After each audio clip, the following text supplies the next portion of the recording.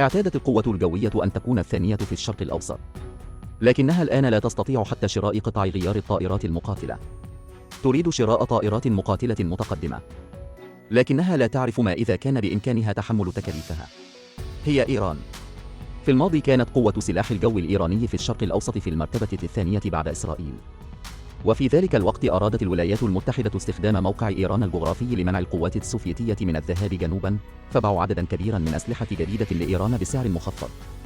يمكن قول هذا النوع من المعاملة حتى المملكة العربية السعودية، الحليف الأول في الشرق الأوسط، لم تحصل عليها أيضاً. الطائرات المقاتلة سخية للغاية، مثل المروحيات وطائرات النقل المتوسطة سخية أيضاً. ولم تبدأ إيران في تطبيق سياسة شاملة مناهضة للولايات المتحدة إلا في وقت لاحق، وباتت العلاقة بينهما باردة. وكانت الولايات المتحدة غاضبة للغاية لدرجة أنها فرضت عقوبات على إيران لمدة 40 عاماً. وحتى الآن، فإن معدات الخطوط الجوية الإيرانية لا يمكن تحديث القوة. حتى الآن، تنقسم النماذج المقاتلة المجهزة من قبل القوات الجوية الإيرانية بشكل أساسي إلى فئتين. الأولى هي المقاتلات الأمريكية الصنع الموروثة من عهد بهلول، بما في ذلك مقاتلات F-14 و F-4 وفاصلة F-5. ومن ناحية أخرى، هي الطائرات المقاتلة السوفيتية الروسية التي تم شراؤها خلال الحرب الباردة، وطائرات 2-9 ميج و2-2 سو، والطائرات المقاتلة العراقية فانتوم F-1 التي هربت إلى إيران خلال حرب الخليج. ولا تقل أي من هذه الطائرات عن 30 عاماً، وتحت تأثير حظر الأسلحة الأمريكي. لا يمكن لتكملة القوات الجوية الإيرانية إلا الاعتماد على أبحاثها وتطويرها الخاص. فالنقطة الدقيقة يجب أن تستند إلى المقاتلة الأمريكية لنسخها، مثل كاوسال والبرق، وتستند إلى طائرات F-5 الأمريكية القائمة على تطوير مقاتلات عصامية. من حيث الأداء القتالي يعادل تقريباً F-5 وميج-21، ولا يمكن تلبية احتياجات القتال الجوي الحديث الإيراني. في الوقت نفسه، وبسبب عقوبات الجيش الأمريكي، لا يمكن الحصول على الأجزاء الموجودة في الطائرات المقاتلة التابعة لسلاح الجو الإيراني. يمكنهم فقط إزالة الأجزاء التي يمكن استخدامها من الطائرات المقاتلة التي تم إلغاؤها تماماً بالصيانة. الفعالية القتالية للأسطول الحالي. وفي الوقت نفسه، يمكن أيضاً تهريبها من الولايات المتحدة. تم تدمير أجزاء F-1A في الإقليم. ومع ذلك، في وقت لاحق، دمرت الولايات المتحدة بشكل مباشر جميع طائرات F-4A في مقبرة الطائرات. ولم يكن لدى إيران أي مصدر للأجزاء.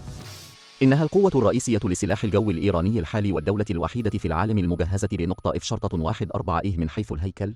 F-4A سبائك التيتانيوم المستخدمة على نطاق واسع، وكانت أيضاً أكثر تصميمات الجناح المتغير شعبية في ذلك الوقت، مع دائرة نصف قطرها القتالية 700 كيلومتر. أسرع سرعة طيران هي 2.8 موك بمدى 2570 كيلومتراً. أسلحتها المضادة للطائرات الرئيسية هي M-7 و M-9 و M-54، والأسلحة الأرضية هي سلسلة MK. تم تطويره في الأصل كطائرة حاملة ثقيلة. يمكن لرادار X-9 المجهز بالتحكم في النيران اكتشاف 24 هدفاً جوياً وإطلاق 6 صواريخ جوبو من طراز فاصلة M-54 فينيكس، ويمكنه أيضاً التكيف تماماً مع التضاريس الجبلية في إيران. كطائرة من الجيل الثالث، فإن أداء F-4A هو الرائد المطلق في نفس النوع، بالمقارنة مع MiG-29 السوفيتية الصنع. فإن F-4A متفوقة من حيث الرادار والأداء القتالي. بالطبع هذا هو النموذج القياسي والذي تصنعه الولايات المتحدة، وهو يختلف عن ذلك المستخدم من قبل القوات الجوية الإيرانية. الطائرة المقاتلة من طراز F-4A المجهزة من قبل القوات الجوية الإيرانية، بموجب تعديلها السحري، هي في الواقع أقوى من الطائرة المقاتلة الأمريكية الصنع من طراز النقطة F-4A. وقد ورد ذكرها أيضاً من قبل أنه بعد الحرب الأمريكية الإيرانية، فقدت إيران مصدر قطع النقطة F-4A، لكن الطائرات المقاتلة تحتاج أيضاً إلى صيانة. كيف تفعل؟ نظراً لعدم وجود أجزاء. اصنع بنفسك. بعد الفهم الكامل للمكونات الهيكلية والتقنيات ذات الصلة لطائرة فاصلة F-4A، تذهب إيران أبعد وأبعد علي طريق التقليد المقلد مع منتجاتها العسكرية المحلية. قلدت إيران عدداً كبيراً من الأسلاك وأجهزة الاستشعار ومعدات إلكترونيات الطيران إلى مما حلت بشكل أساسي مشكلة عدم كفاية أجزاء الصفر من نقطة F-4A. سمحت هذه المقلدات المحلية للطائرة F-4A بإطالة عمرها بعد حل الأجزاء. تكون الخطوة التالية هي تحديث الأسلحة والمعدات.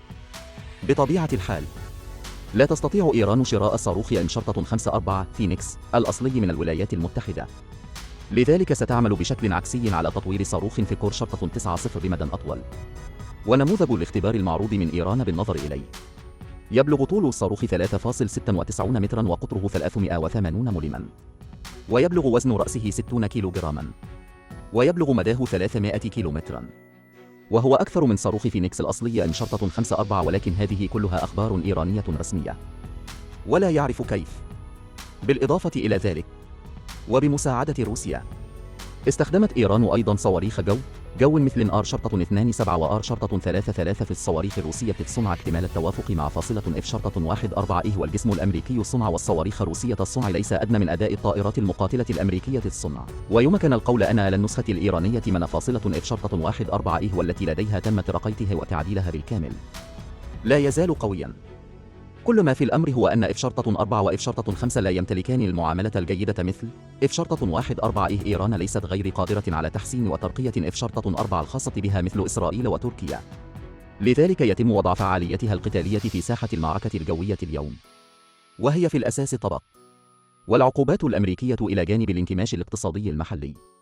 سلاح الجو الإيراني منذ عام 2000 الشيء الوحيد الذي يجب الحصول عليه هو المقاتلة الإيرانية المحلية F-5E لايتنينغ، والتي لا تزال تتحسن بمساعدة روسيا. الأداء العام مشابه لأداء F-5. الاختلاف الأكبر هو الذيل العمودي، و F-5 عبارة عن ذيل عمودي واحد، ولايتنينغ هو ذيل عمودي مزدوج مشابه ل F-8. قد تكون أعلى قليلا في التنقل من فاصلة F-5 وفقا للمعلومات الصادرة عن إيران، فإن لايتنينغ يشبه الطائرة المقاتلة الأمريكية فاصلة F-8، لكنه غير مرجح حقا. تطوير الطائرات العسكرية الحديثة ليس فقط الحديث، رغم أن أسلحة الجيش والبحرية الإيرانية وأسلحة الصواريخ ليست سيئة، لكن قدرات تطوير الطائرات العسكرية ليست قوية. وتجدر الإشارة إلى أن أداء طائرة F-4 جيد، ولكن كطائرة مقاتلة تعمل منذ ما يقرب من نصف قرن، لا يزال أداؤها متخلفا نسبيا مقارنة بطائرات الجيل الرابع والخامس، وهما القوة الرئيسية في القتال الجوي اليوم. بعد رفع حظر الأسلحة في عام 2020 تحركت إيران لشراء الأسلحة وتغيير المعدات، ولكن للأسف مع أن رفع الحظر الدولي، واستمرت الولايات المتحدة في التحديق فيها لمعرفة من تجرأ على شراء الأسلحة لإيران. لذلك أرادت إيران شراء الأسلحة فقط من نظرائها الأمريكيين مثل روسيا. وكان صحيحا أيضا أنه في بداية العام كانت إيران مستعدة لتوقيع طلبية كبيرة مع روسيا بقيمة إجمالية تزيد عن 3 مليارات دولار أمريكي، منها 24 طائرة مقاتلة من طراز شرطة 35 ومجموعتين من أنظمة الدفاع الجوي والأنظمة المضادة صواريخ شرطة 400 وقمر صناعي عسكري. تجدر الإشارة إلى أن هذه المقاتلات من طراز سو شرطة 35 هي في الواقع عقد بين روسيا ومصر، ولكن تحت ضغط من الولايات المتحدة. ألغت مصر خطة الشراء، لكن 24 طائرة مقاتلة من طراز شرطة 35 قد انتجتها روسيا، فكيف يمكن أن يقولوا لا بلا حاجة؟ لذلك بدأ الاثنان في التفاوض على أمل إعادة بيع هذه الطائرات المقاتلة إلى دولة ثالثة هي إيران. أحدهما بحاجة لشراء أسلحة ومعدات حالية، والآخر يريد الحفاظ على نصيب صادرات السلاح، وقد اتفق الطرفان بذلك. تحت ضغط الولايات المتحدة، ألغت العديد من الدول معاملاتها مع روسيا، لكن إيران بصفتها خصما للولايات المتحدة تشتري أسلحة ومعدات روسية.